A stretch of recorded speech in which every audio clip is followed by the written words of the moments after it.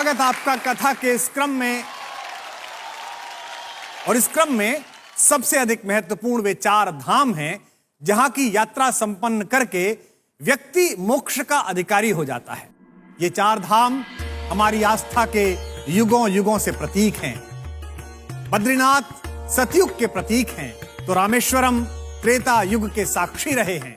द्वारिका वह पुण्य भूमि है जिसे द्वापर के उस अखिलेश्वर को समर्पित माना जाता है और जगन्नाथ धाम हमारे कलयुग में इस धर्म का प्रतिनिधि है। धर्म के 2 पुत्र हुए, एक नर और एक नारायण। दोनों बेहद सात्विक, बेहद अच्छी प्रवृत्ति के।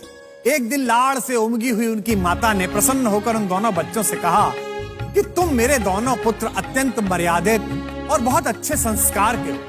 मेरा मन है, मेरी इच्छा है कि इसके मां के मातृत्व के अतिरिक्त भी मैं तुम्हें कोई वरदान दूं। दोनों बच्चों ने एक ही वरदान मांगा। दोनों ने हाथ जोड़कर मां से कहा, धर्म के प्रति, पिता के प्रति हमारी गहरी रुचि से आप मोहित हैं ही।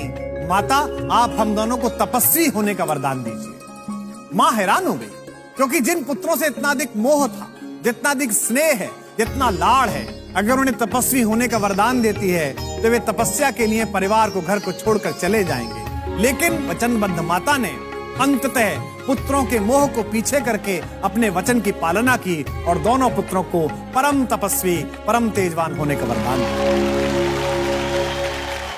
अपनी मां से मनचाहा वरदान प्राप्त करने के बाद नर और नारायण घर परिवार की देहरी को त्याग अपने संकल्पों को हिमालय जैसी ऊंचाई देने के लिए पर्वतों के उस प्रदेश में पहुंचे जहां उन्होंने कठिन तपस्या आरंभ कर दी। बद्रीनाथ वही पवित्र भूमि है जहां धर्म के उन यशस्वी पुत्रों ने सहस्रों वर्षों तक घोर तप किया है। जिस पर्वत पर नर ने तपस्या की वे इतिहास के शिलालेख पर नर पर्वत के नाम से अंकित हुआ और जिस पर्वत पर नारायण ने तपस्या की उसे आज भी हम नारायण पर्वत कहकर प्रणाम करते हैं। आइए अब बढ़ते हैं दूसरे धाम की ओर, यानी कि त्रेता युग का प्रतीक, भगवान की पुण्य लीलाओं का साक्षी वह रामेश्वर तट, जहां अनाचार के विरुद्ध एक तपस्वी के युद्ध का ऐसा उद्घोष हुआ कि विश्व आज भी उस आतताई के खिलाफ भगवान की उस भूमिका को दशहरा और दिवाली के रूप में मनाता है। अपने समय के सबसे अधिक पराक्रमी, बुद्धिमान, तेजस्वी और वंश परंपरा के समस्त गुणों के साथ अभिषिक्त होने वाले अपराधी रावण का वध करने के लिए भगवान मर्यादा पुरुषोत्तम श्री राम ने इसी स्थान पर शिवलिंग की स्थापना की थी। प्रभु ने श्री राम को विजय का आशीर्वाद दिया था और भगवान शंकर इस दुनिया में सत्य के लिए संघर्ष कर रहे हर संकल्प को सहारा देने की अवधारणा तब से लेकर आज तक दोहरा रहे हैं। आइए अब प्रस्थान करते हैं द्वारिका धाम की ओर। भूमि का वो पवित्र पावन हिस्सा जहां भगवान ने अपने सहकारी रूप को प्रकट किया और उसे राजधानी बनाया। कहते हैं कि भगवान श्री कृष्ण के आदेश पर महान महारथी वास्तुशिल्पी विश्वकर्मा ने द्वारिका को बनाया था और उसी द्वारिकापुरी में अपने शासन के कारण माखन चोर द्वारिकाधीश कहलाए। भगवान की राजधानी के बाद कथा के अंतिम पड़ाव में चलते हैं इस जग के नाथ स्वामी जगन्नाथ जी के धाम की ओर। इसे लेकर भी बड़ी रोचक कथा है। एक बार इंद्रद्युम्न नामक एक राजा के स्वप्न में भगवान श्री कृष्ण आए और उन्होंने कहा कि एक बड़े पेड़ के तने में मेरा विग्रह बनवाओ और इसे किसी सुंदर मंदिर में स्थापित करो। श्री कृष्ण तो स्वप्न में आग्रह करके चले गए, पर राजा की नींद उड़ गई।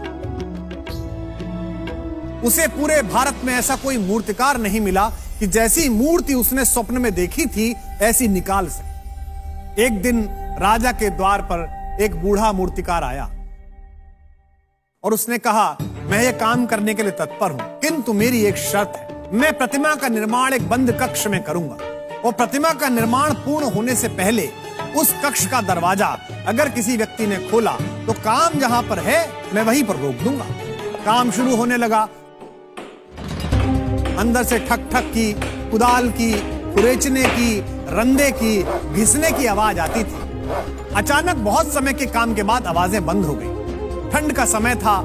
राजा को उत्सुकता हुई कि आवाज क्यों बंद हो गई। कहीं बूढ़े मूर्तिकार का स्वास्थ्य खराब ना हो गया हो। कुछ समय प्रतीक्षा करके राजा ने कमरे का दरवाजा तोड़वा दिया। राजा जैसे ही अंदर पहुंचे तो अजीब चमत्कार था। मूर्तिकार गायब था और मूर्तियों के अधूरे बने हुए टुकड़े पड़े हुए थे। वह मूर्तिकार कोई और नहीं, स्वयं कला के सर्जना के देवता भगवान विश्वकर्मा थे। उस कमरे में 3 बड़ी मनहर मूर्ति जिनमें थोड़ा सा काम बचा हुआ था। राजा ने उस प्रतिमा को उसी कमी के साथ उसी स्थिति में स्वीकार किया और मंदिर में स्थापित किया।